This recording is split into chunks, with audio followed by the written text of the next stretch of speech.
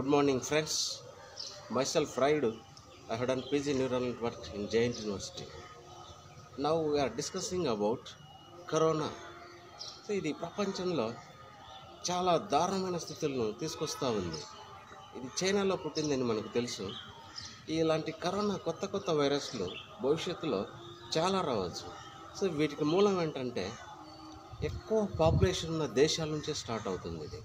So చైనాలోనే ఎందుకు start అయిందంటే దాదాపు 150+ crores పాపులేషన్ మనం అక్కడ ఉంది చూసాం.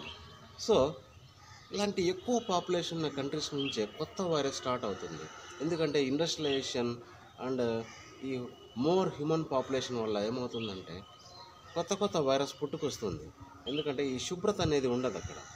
క్లైమేట్లో చాలా ఈ కంటామినేటెడ్ పొల్యూషన్స్ వల్ల ఈ గ్యాసెస్ ఉత్పన్నమవుతాయి. సో అలాంటి గ్యాసెస్ నుంచి కొత్త వైరస్లు సృష్టించబడుతూనే ఉంటాయి. ఇంకా భవిష్యత్తులో చాలా కూడా రావచ్చు.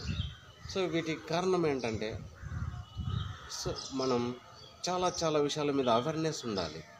Population control 1 and industrialisation control 1 ఇలాంటి విషయాల మీద పూర్తి ఏకాగ్రత పెట్టాల్సి ఉంటుంది. సో ఇలాంటి పొల్యూషన్ని బాగా కంట్రోల్ చేయాలి అంటే సో ఈ ప్లాంటేషన్ అనేది జరగాలి. ఈ చెట్లను బాగా అభివృద్ధి చెందేలా చేయాలి. ఇక్కడ ఎక్కువ ఏం చేస్తున్నా అంటే గవర్నమెంట్స్లో చాలా పలుకుబడి ఉన్న వ్యక్తులు సో నేచర్ మీద దారుణంగా విరుచుకుపడుతూ ఉన్నారు. చెట్లను కొట్టేయడము, సో గ్రేట్ వెల్త్ని బాగా సొమ్ము చేసుకోవడము, సో మార్కెటింగ్ చేయడం, ఇలా చేయడం వల్ల ఏమవుతుందంటే ఇలాంటి కొత్త వైరస్లు రావడానికి ఛాన్సెస్ ఉంది. సో బాగా ప్లాంటేషన్ జరగాలి భూమిపైన. మేము నెక్స్ట్ అకాడమిక్ నుంచి విద్యార్థుల చేతనే ఈ ప్లాంటేషన్ చేస్తూ ఉన్నాము. ఆంధ్రప్రదేశ్లో చాలా చోట్ల స్టార్ట్ చేస్తూ అనుకున్నాం. ఫస్ట్ కర్నూలు జిల్లాలోనే మేము దీన్ని అభివృద్ధి చేస్తూ అనుకుంటున్నాం. సో చెట్లు అనేది బాగా పెరిగినప్పుడు ఏమవుతుందంటే ఈ comfortable conditions, that is temperature and air flow ratio, humidity ratio బాగా కంట్రోలింగ్గా ఉంటాయి. సో ఎప్పుడైతే ఇలాంటి కంఫర్టబుల్ థింగ్స్ ఈ ఎర్త్ ప్లానెట్ పైన వస్తాయో సో ఈ క్లైమేట్ కండిషన్స్ కంట్రోలింగ్గా ఉంటాయి.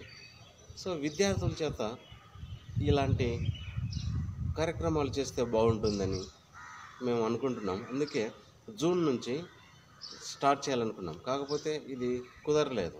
So almost July 17th today. So August నుంచి అయినా స్టార్ట్ చేద్దాం అనుకుంటున్నాము. సో ఇలాంటి కార్యక్రమాలు చెప్పడం వల్ల విద్యార్థుల్లో మంచి ఆలోచనలు వస్తాయి. ఇది నెక్స్ట్ జనరేషన్, వాళ్ళైనా చాలా కేర్ఫుల్గా తీసుకుంటారు ఈ ప్లానెట్ని. Only the substitute thing is ఈ చెట్లను పెంచడమే. ఎప్పుడైతే ఈ చెట్లను పెంచినామో అన్ని దారుణాలకు ఇదే ఈ ప్లాంటేషన్ అనేది చెక్ పెడుతుంది. సో మనం బాగా వీటిపైన శ్రద్ధ చూపించాలి. మేము మొట్టమొదటిసారి కర్నూలు జిల్లా నుంచి స్టార్ట్ చేయబోతున్నాము. నెలకు కనీసం 1000 trees ప్లాన్ చేసేలా ప్లాన్ చేస్తూ ఉన్నాము.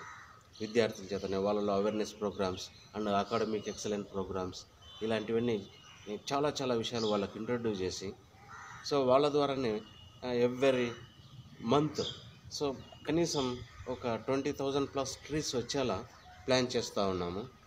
సో అలాగే మీ జిల్లాల్లో కూడా ప్లాన్ చేయండి. ఎందుకంటే ఒక ఆంధ్రప్రదేశ్ గ్రీనరీగా తయారైంది అంటే సో ఆటోమేటిక్గా అదర్ స్టేట్స్ కూడా ఇన్స్పైర్ అవుతాయి. సో వాళ్ళు కూడా స్టార్ట్ చేసుకోగలరు ఈ ప్లాంటేషన్ని. So plantation is only the correct thing to avoid this contaminated gases on the planet. So లేదంటే నెక్స్ట్ చైనా తర్వాత ఎక్కువ పాపులేషన్ ఉన్న దేశం మన ఇండియానే. సో ఇండియా నెక్స్ట్ ఇలాంటి ప్రాబ్లమ్ను ఫేస్ చేసుకోగలదు. సో నెక్స్ట్ ఇలాంటి ఏమైనా వైరస్లు వచ్చినప్పుడు మనం ఈ ప్లానెట్ మర్చిపోవాల్సి ఉంటుంది. సో పాపులేషన్ ఒక్కసారిగా డిస్ట్రాయ్ అవుతుంది. సో ఇలాంటి వాటిని మనం జాగ్రత్తగా గమనిస్తూ ఉండాలి అంటే సో ప్రజల్లో మంచి అవగాహన ఉండాలి. ప్లస్ ఈ ప్లాంటేషన్ అనేది ప్రతి ఒక్కరూ తీసుకోవాలి. ఎప్పుడైతే ఈ ప్లాంటేషన్ బాగా జరుగుతుందో సో భూమిపైన మనం చాలా సంతోషంగా హ్యాపీగా ఎలాంటి వ్యాధులు లేకుండా చాలా సంవత్సరాలు మనుషులు బతకొచ్చు. మనిషి నిజంగా 100 years ఈజీగా బతకొచ్చు. కాకపోతే ఇలాంటి కంటామినేటెడ్ థింగ్స్ ఫేస్ చేసి 40+, 50+, 60+కే మనిషి ఈ లోకాన్ని వదిలేసి వెళ్తూ ఉన్నాడు అంటే సో చాలా ఆలోచించాలి మనం. సో నెక్స్ట్ జనరేషన్కి మనం గుడ్ ప్లానెట్ ఇవ్వాలి. Thank you very much.